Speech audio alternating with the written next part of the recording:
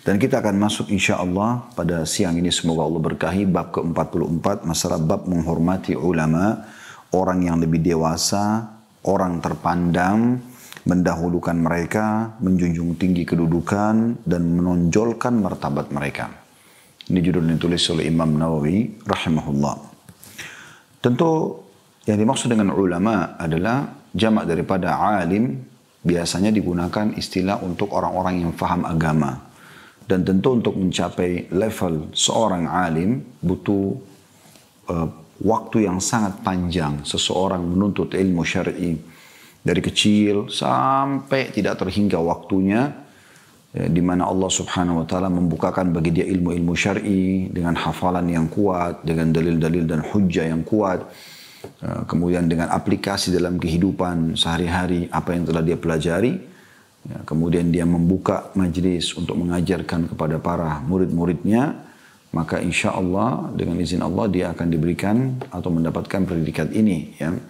Dan orang-orang seperti ini tentu karena perjalanan cukup jauh dalam menuntut ilmu dan selalu tiap hari berinteraksi dengan Al-Quran, dengan hadis, dengan kisah para salafus saleh. Terus mereka menghafal, mereka mengaplikasikan dalam kehidupannya. Oleh karena itu mereka punya kedudukan tersendiri. Karena tidak semua orang melakukan perbuatan ini. Ada orang menuntut ilmu di waktu-waktu dia lagi senggang. Sepekan sekali, sebulan sekali. Ada orang cuma mendengarkan khutbah sepekan sekali misalnya. Ada orang hanya kapan dia iseng, dia dengarkan ceramah. Ataupun kalau dia rutin mendengarkan, dia hanya mendengarkan potongan-potongan yang 2 menit, 3 menit, 7 menit. Ini semua hanya sekedar orang yang mau tahu saja. Belum level ke penuntut ilmu pun belum. Apalagi ke level para alim ulama. Penuntut ilmu adalah orang yang sibuk menuntut ilmu sana sini gitu kan, meraih atau menambah informasi yang dia butuhkan agar dia lebih dekat dengan Allah Subhanahu wa taala. Kalau dia sudah sampai pada tingkat yang lebih jauh daripada itu, sudah sekian puluh tahun pengalamannya mungkin ya dalam menuntut ilmu dari kecil, mungkin dia akan sampai pada tingkat alim. Saya dan teman-teman sekalian adalah di level penuntut ilmu. Kita lagi terus menggali ilmu-ilmu semampu kita, di mana Allah Subhanahu wa taala mudahkan setiap hari kita buat simbol, tidak ada hari tanpa ilmu.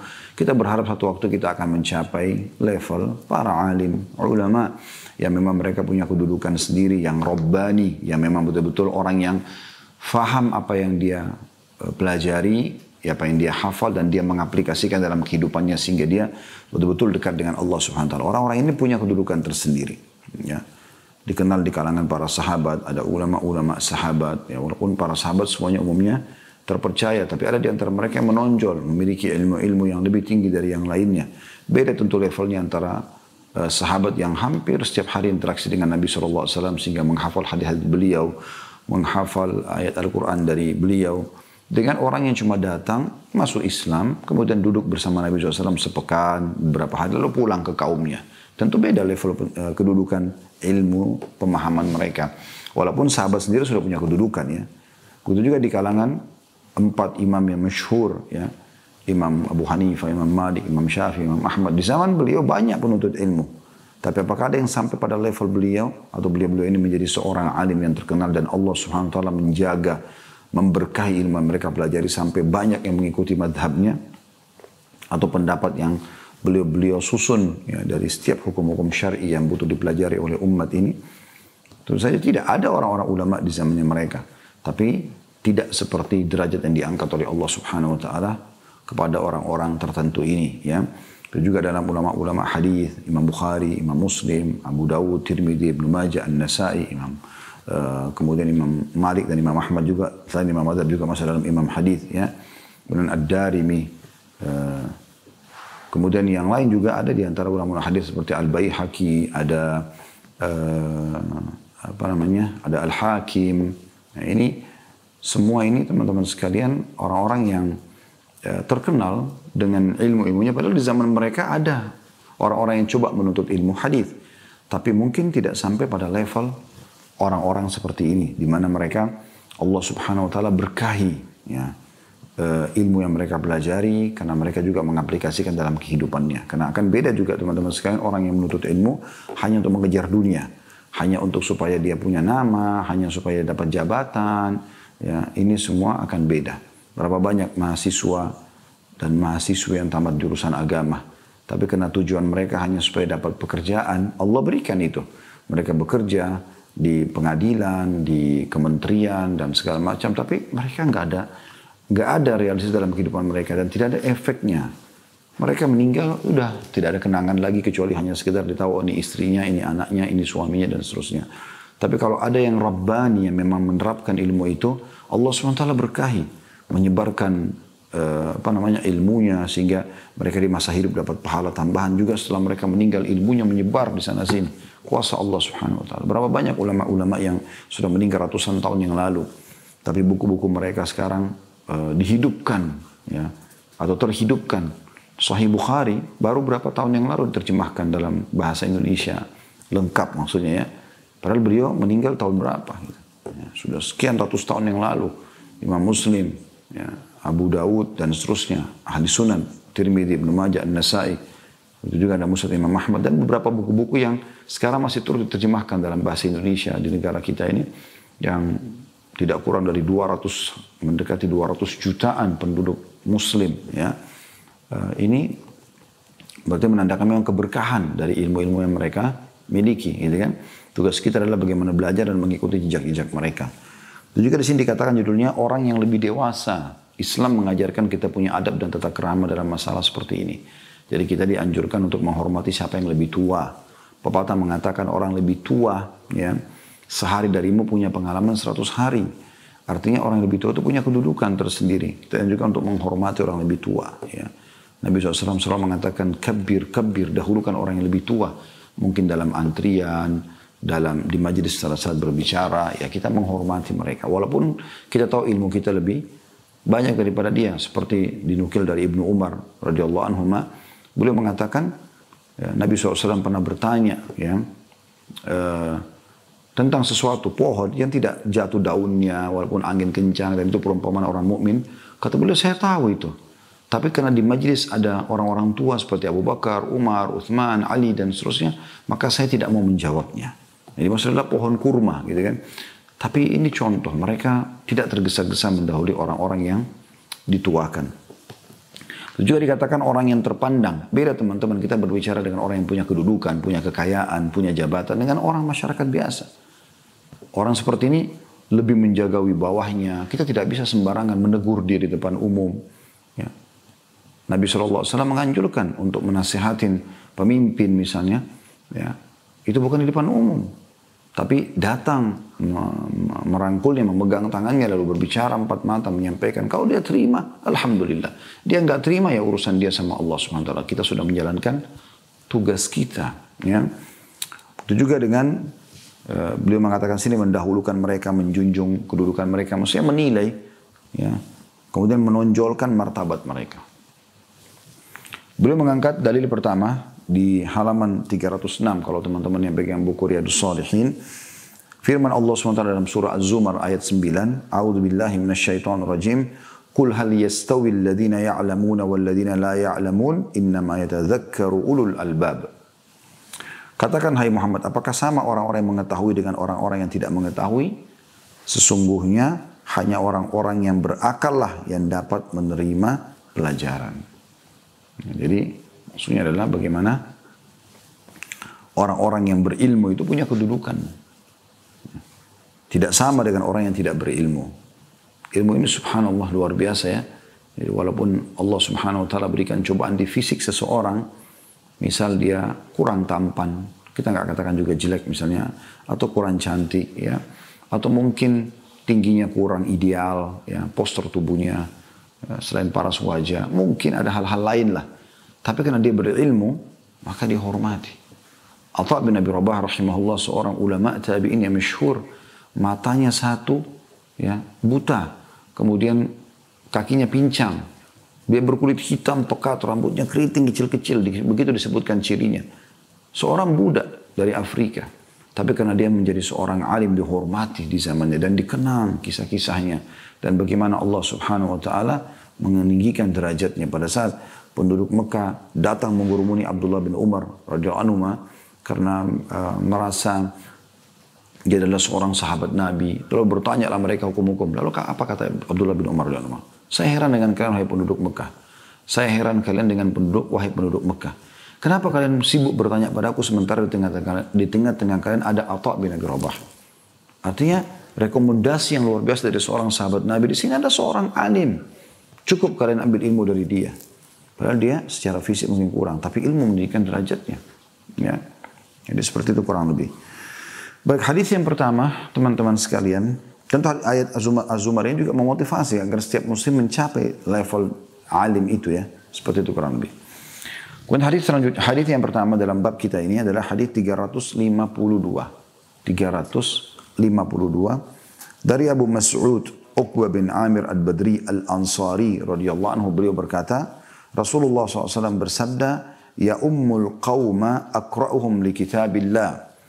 فإن كانوا في القراءة سواء فأعلمهم بالسنة فإن كانوا في السنة سواء فأقدمهم هجرة فإن كانوا في الهجرة سواء فأقدمهم سنا ولا يؤمن الرجل في سلطانه ولا يقعد في بيتي على تكريمته إلا بإذنه." Hadis ini sahih riwayat Imam Muslim, yang artinya yang berhak mengimami satu kaum kalau mau sholat berjamaah adalah yang paling pandai membaca kitab Allah.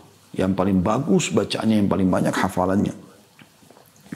Apabila mereka dalam urusan bacaan sama, bagus bacanya semua sama, hafalannya sama, maka yang paling mengerti sunnah. Hadis-hadis Nabi SAW. Apabila mereka sama ya, dalam sunnah, maka yang terlebih dahulu hijrah. Pada zaman itu dari Mekah ke Madinah. Kalau sekarang lebih dulu hijrah, lebih dulu taubat, berubah. Dan jika mereka di dalam hijrahnya sama, maka yang paling tua usianya, ini saksi bahasan kita, yang paling tua usianya. Janganlah seseorang mengimami orang lain di tempat kekuasaannya, kecuali dengan izinnya, dan jangan duduk di atas tempat khusus di rumahnya, kecuali dengan izinnya. Dalam riwayat yang lain, miliknya juga, maksudnya dari Imam Muslim, fa'aqdamuhum silman, yang terdahulu masuk Islam sebagai ganti daripada sinnan, atau yang lebih tua secara umur.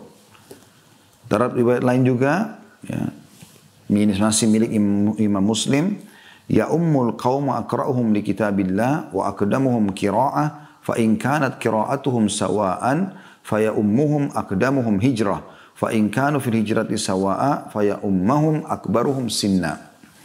Yang berhak mengimami satu kaum adalah yang terpandai membaca kitab Allah dan paling dahulu bacaannya. Jika bacaan mereka sama, maka yang mengimami mereka adalah yang paling dahulu hijrahnya. Dan apabila mereka dalam hijrahnya sama, maka yang mengimami mereka adalah yang paling tua usianya. Nah, jadi ini dalam satu nomor hadis 352 dari awal kita belajar, ada kurang lebih 3 riwayat.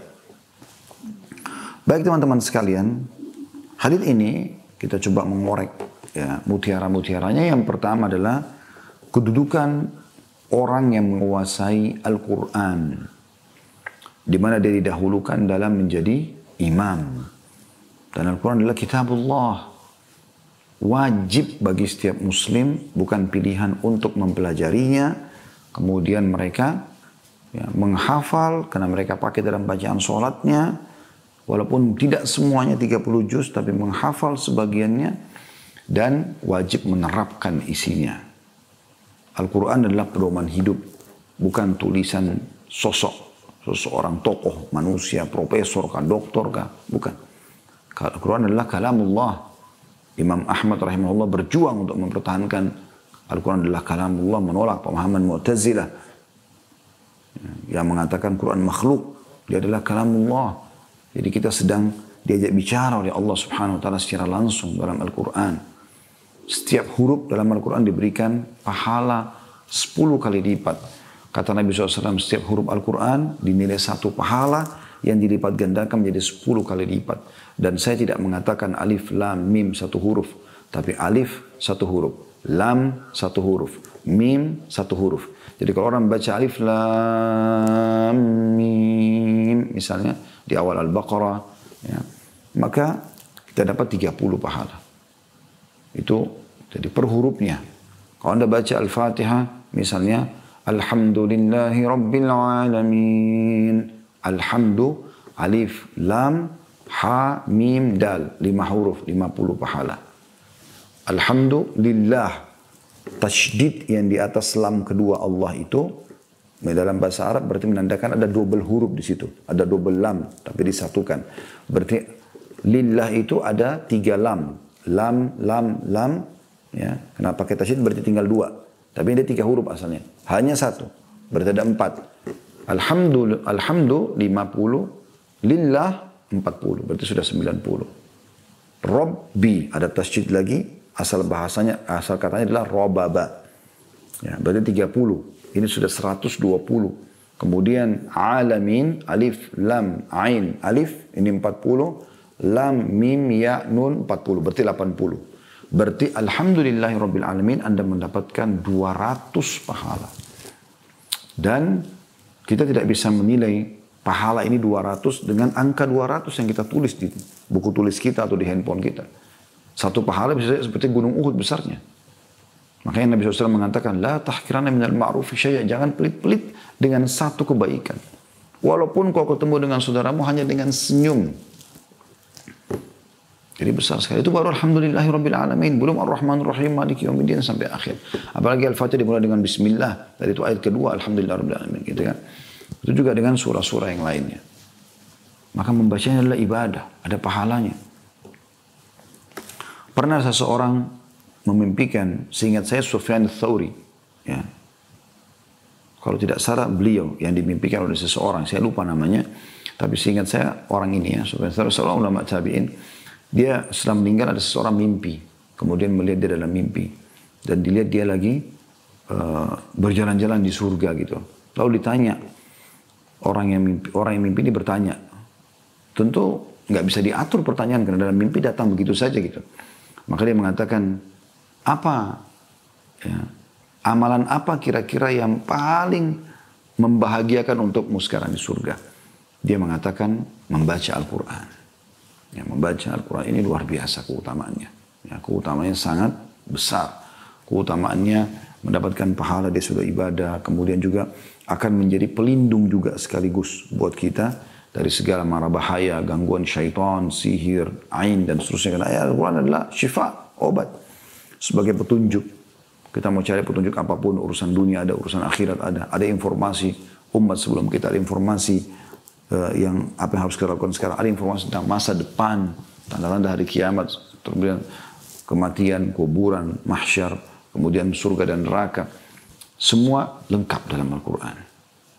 Dan subhanallah, tidak ada buku teman-teman di muka bumi ini seperti Al-Quran yang bisa ya bertahan sampai sekian ribu tahun, 1400 tahun lebih.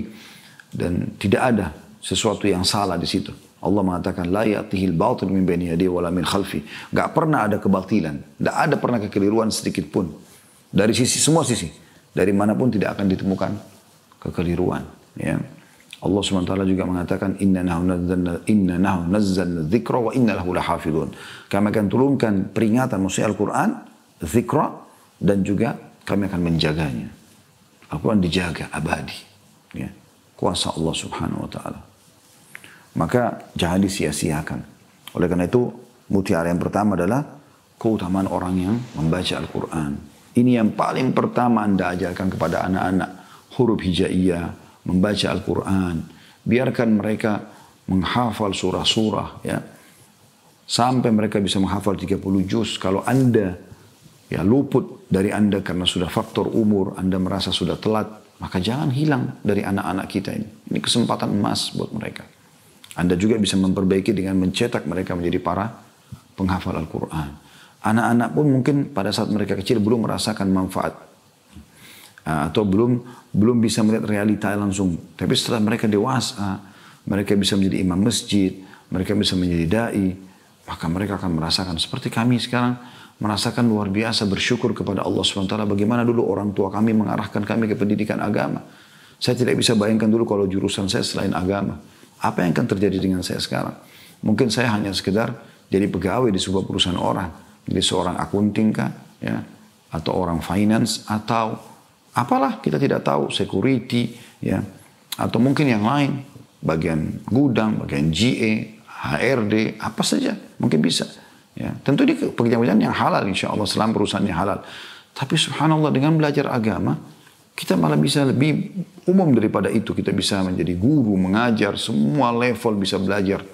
Dari orang yang tidak mampu, orang yang bodoh, sampai kepada orang yang tertinggi jabatannya. Seperti itu. Makanya di sini dikatakan, ya ummul qawma akra'uhum li kitabillah. Yang menjadi imam harus orang yang paling bisa membaca Al-Quran. Dan ini sekaligus juga peringatan tegas bagi orang-orang yang bacaannya belum benar. Jangan jadi imam. Jangan jadi imam. Sering kali kami masuk di masjid, sholat, la hawla wa la quwata illa billah. Bacaannya entah bagaimana orang ini bisa jadi imam gitu. Nggak jelas, nggak bisa bedain mana sin, mana shin, ya, mana zal, mana zai. Nggak bisa membedakan. Idza zulzilatil ardu zilzalaha. Beda idza, zal, setelah zai, zulzila. Beda penyebutannya. Orang kadang-kadang karena nggak belajar benar huruf hijaiyah, langsung disamaratakan semua. Ya zal, ya zai, ya sin, ya shin, ya sad, ya dha, sama semua dibaca. Semuanya sama.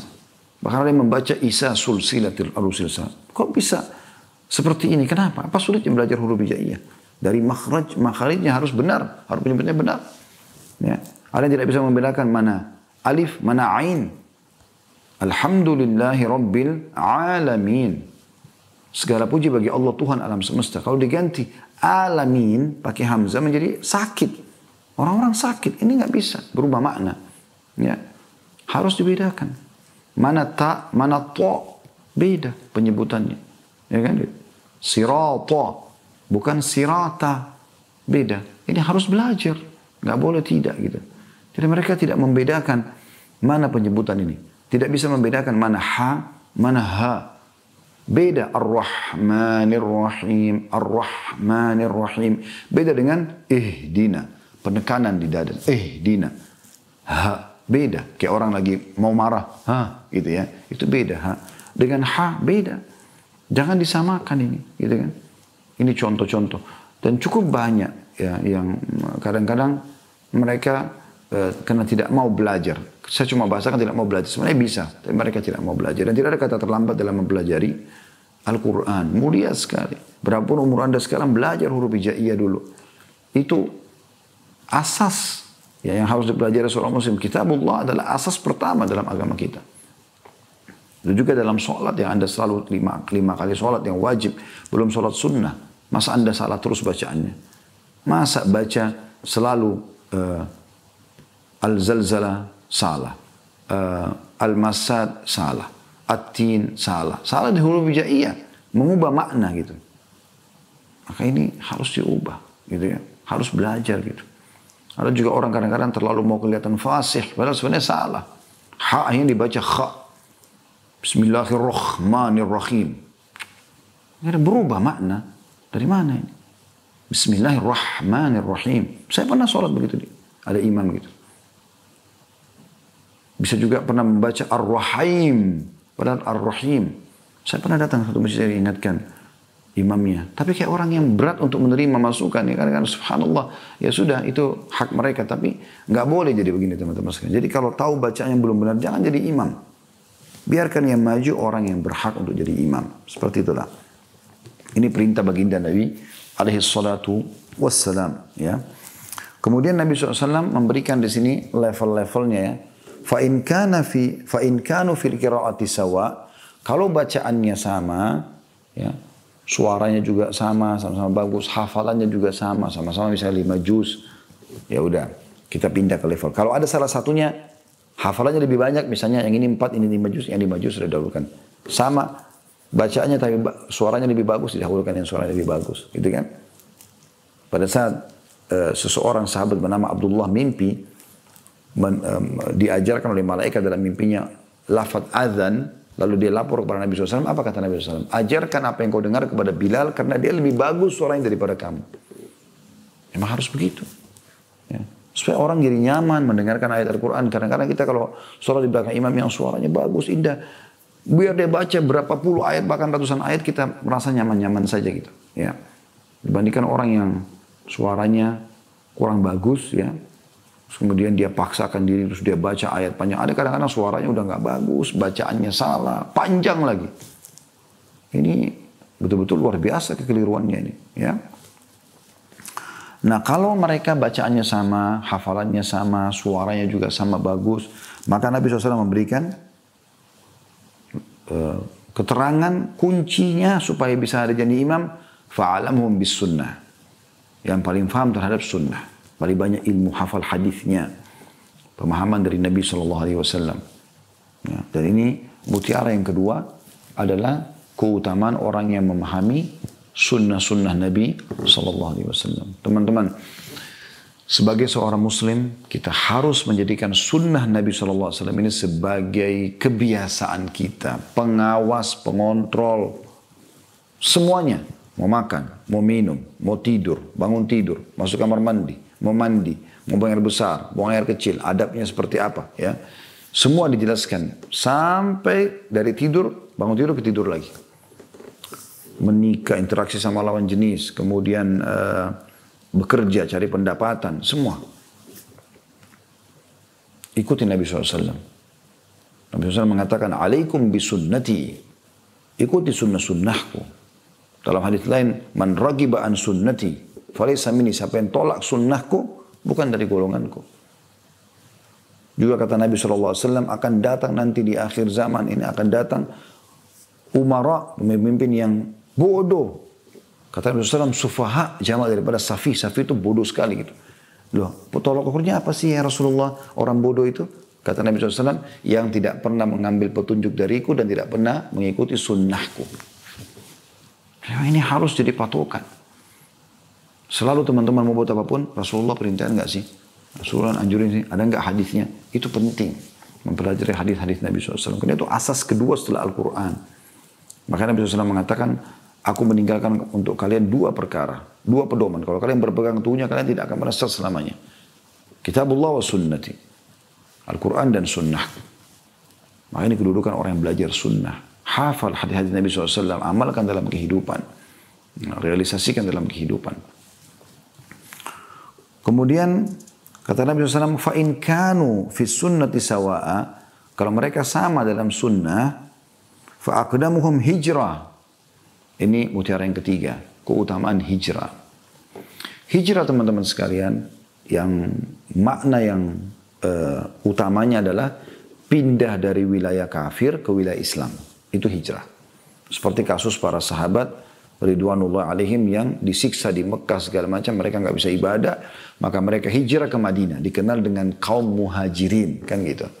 Nah di zaman kita sekarang kayak dia beribadah di satu negara, dia ya muslim minoritas, mereka nggak bisa ibadah, mereka pindah ke wilayah muslim yang mereka bisa beribadah. Nah ini ya dinamakan dengan hijrah.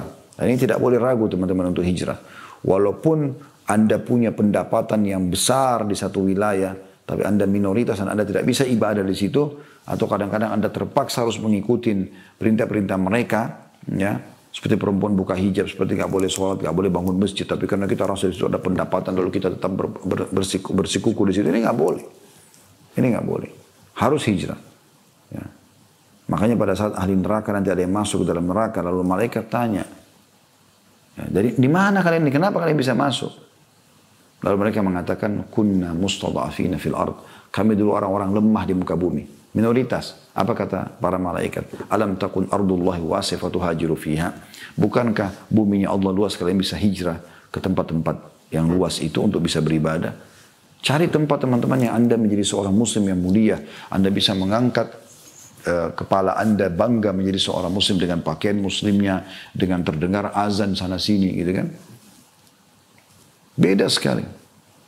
Kita berada kayak di Indonesia, kita berada di Malaysia, Brunei, kita berada di Turki, Saudi, azan pakai mikrofon terdengar tuh luar biasa suasananya. Dan dengan azan dikumandangkan, syaitan semua lari. Ya. Dengan kita berada di satu wilayah nggak pernah kedengaran azan, masjid pun tidak ada. Kalau ada pun kecil.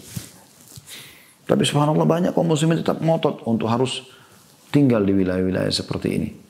Makanya Nabi SAW mengatakan, Ana bari'un mimman asya baina adhurul musyrikin. Aku berlepas diri pada orang-orang yang tetap ngotot tinggal di tengah-tengah orang musyrik. Kalau dia mati, nggak ada yang bisa sholatin. Kenapa? Hanya karena mau cari pekerjaan. Hanya karena, oh ini terkenal nih ya. Ini wilayah punya nama di dunia. Kalau orang kerja di sana tuh kayak pulang ke negaranya kayak gimana gitu. Bukan itu. Tidak ada yang kita bawa semua itu. Menuju kepada kematian maksud saya. Pasti akan dipertanggungjawabkan semua. Jadi tidak boleh teman-teman. Dan yakin teman-teman firman Allah SWT surah An-Nisa surah nomor 4 ayat 100. A'udzu billahi minasyaitonir rajim. Wa may yuhajir fi sabilillah yajid fil ardi muragaman katsiran wa sa'ah. Yang artinya barang siapa yang hijrah di jalan Allah maka dia akan dapatkan kelapangan rezeki. Dia akan temukan ada tempat hijrah dan Allah bukakan rezeki-rezeki. Ya. Jadi hijrah. Makna yang lain hijrah selain daripada pindah dari negara kafir ke negara atau negara minoritas kita nggak bisa ibadah kepada negara yang atau wilayah yang kita bisa beribadah adalah hijrah dari masa jahiliyah, keterpurukan iman, jauh dari agama kepada agama. Ya. Itu juga bisa dimaknakan hijrah. Maka kalau sekarang di Indonesia misalnya tidak ada orang hijrah. Artinya sangat sedikit orang yang datang ke negara kita kemudian bermilih Indonesia. Ada tapi tidak banyak gitu kan. Mayoritas kita rata-rata sama-sama warga Indonesia. Alhamdulillah aman, tentram. Semoga Allah selalu jaga negara kita dalam keadaan aman, tentram. Dan umat Islam selalu berjaya. Ya, selalu bisa menerapkan agama mereka dengan izin Allah subhanahu wa ta'ala. Menjadi pemimpin-pemimpin negara ini yang bisa memakmurkan. Karena semua wilayah yang dipimpin orang Islam, insya Allah orang non-muslim akan aman. Gitu kan. Dan tidak terjadi sebaliknya. Ya, biasanya kalau orang muslim berkuasa bisa saja orang Islam tertindas sebagaimana di beberapa wilayah, tidak semuanya tentu di muka bumi ini. Ya. Waktu kaum muslimin berkuasa di Palestina, itu orang Yahudi leluasa tinggal, mereka buka usaha segala macam gitu. Ya, pada saat mereka berkuasa sudah beda keadaannya. Jadi, kaum muslimin malah ditindas, malah segala macam yang terjadi. Allahul musta'an. Baik, jadi hijrah. Nah kalau kayak kita di Indonesia sekarang mau jadi imam, ternyata ada dua orang sama bacaannya, sama suaranya, sama hafalannya.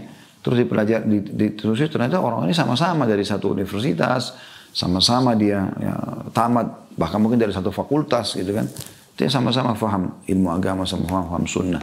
Maka dilihat siapa yang lebih dulu hijrah, yang lebih dulu pindah dari negara kafir ke negara muslim, atau memang lebih dulu hijrah dari keadaan yang terpuruk secara keimanan kepada yang sudah atau keimanan. Ya. Ini keutamaan hijrah sudah kita jelaskan di mutiara yang ketiga. Lalu kata Nabi SAW, fa in kanu fi hijrati sawa'a, kalau mereka sama-sama masa hijrahnya, ya, fa aqdamuhum sinnan, maka yang lebih tua secara umur, lebih tua secara umur, walaupun cuma beda sehari. Dalam riwayat yang kedua tadi, fa aqdamuhum silman, yang lebih dulu masuk Islam. Jadi ini dua riwayat yang mirip. Ada sinnan, ada silman. Ya. Yang satu sinnan itu artinya umur, silman artinya keislaman. Gitu.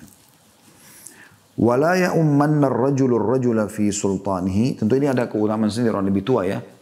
Juga orang yang lebih dulu masuk Islam. Ini mutiara yang keempat sebenarnya. Tentang kedudukan orang yang lebih tua. Bagaimana kita dalam Islam dianjurkan untuk mendahului orang yang lebih tua. Sebagaimana tadi saya jelaskan dalam mukaddimah kita ya. Dalam sebuah riwayat kata Nabi SAW, kabbir, kabbir. Dahulukan orang yang lebih tua, dahulukan orang yang lebih tua. Ini mutiara yang keempat. Kemudian mutiara yang kelima adalah peringatan Nabi SAW. Wala ya'ummanna ar-rajulu ar-rajula fi sultanihi. Dan tidak boleh seseorang menjadi imam, ya, atau mengimami seseorang di wilayah kekuasaannya orang tersebut. Jadi nggak boleh. Kalau kita masuk ke dalam sebuah masjid ada imam yang sudah ditunjuk, nggak boleh kita tiba-tiba nyalon jadi imam karena sudah ada orang yang ditugaskan di situ. Walaupun suara kita bagus. Ya. Nah di sini khusus poin ini, walaupun nanti yang jadi imam lebih sedikit bacaannya, lebih muda umurnya, tapi memang dia yang berkuasa di wilayah itu, maka dia didahulukan jadi imam. Jadi syarat-syarat tadi itu bisa gugur kalau memang kita sedang berada di wilayah kekuasaan orang. Makanya pernah Amr bin As radhiyallahu anhu baru 3 bulan masuk Islam. Nabi SAW tunjuk menjadi panglima perang, baru sedikit hafalannya. Di pasukannya ada Abu Bakar, ada Umar, ada Uthman, ada Ali, ada Talha, ada Zubair, ada Abdurrahman bin Auf, ada sahabat-sahabat yang mulia. Ikut semuanya, gitu kan. Tapi karena dia panglima perang, dia jadi imam. Nah ini kenapa? Karena memang dia punya sultan, dia punya kekuasaan. Walaupun bacaannya lebih sederhana. Nah ini mutiara yang kelima yang bisa kita ambil, bahwasanya kalau seseorang di wilayah kekuasaannya, tetap dia yang jadi imam. Ya, kecuali dia mendahulukan ya, si makmum atau tamu ini untuk menjadi imam. Ya. Kalau ada salah dibacanya, kita ingatkan. Seperti itulah. Kemudian mutiara yang keenam, dan ini tidak kalah penting teman-teman sekalian. Wala yaqudu fi baitihi ala takrimatihi illa biidni. Dan tidak boleh seseorang main duduk di rumah seseorang, di tempat duduk khusus, kecuali dengan izinnya. Nah ini pernah saya jelaskan dalam adab bertamu ya teman-teman sekalian. Adab bertamu itu, kalau kita ketuk pintu, jangan usahakan kita berdiri pas di depan pintu. Cari sisi pintu yang ya, tidak terbuka. Ya. Habis di bel, ketuk, kita pindah. Karena jangan sampai orang buka pintu rumahnya, terlihat istrinya tidak tutup aurat, atau ada sesuatu yang memang tidak layak untuk dilihat. Setelah itu, kita dianjurkan ketuk maksimal 3 kali atau bel 3 kali. Kalau tidak dibukain maka pulang. Begitu dalam hadis. Pada saat juga kita masuk kita ucapkan salam. Baik ada orangnya atau tidak ada orangnya. Tapi yang ini kita bicara kalau kita bertamu ada orangnya. Kita ucapkan salam. Setelah itu kita kalau dipersilakan duduk tanya. Saya duduk di mana? Saya kalau ke rumah orang tanya begitu. Duduk di mana nih? Oh terserah. Ya udah. Kalau dia bilang duduk di sini. Karena kadang-kadang kita duduk di sebuah kursi ternyata. Atau sofa. Itu memang kursinya si pemilik rumah. Ini nggak boleh. Ya, makanya jangan buru-buru teman-teman. Ada orang tidak ada adabnya. Main nyelonong masuk rumah orang. Kadang-kadang, Assalamualaikum, langsung buka pintu, langsung masuk. Tuan rumahnya belum persilahkan. Walaupun itu rumah orang tua Anda. Kalau Anda sudah tinggal di rumah yang lain. Gitu kan. Kecuali Anda diamanahkan, itu lain.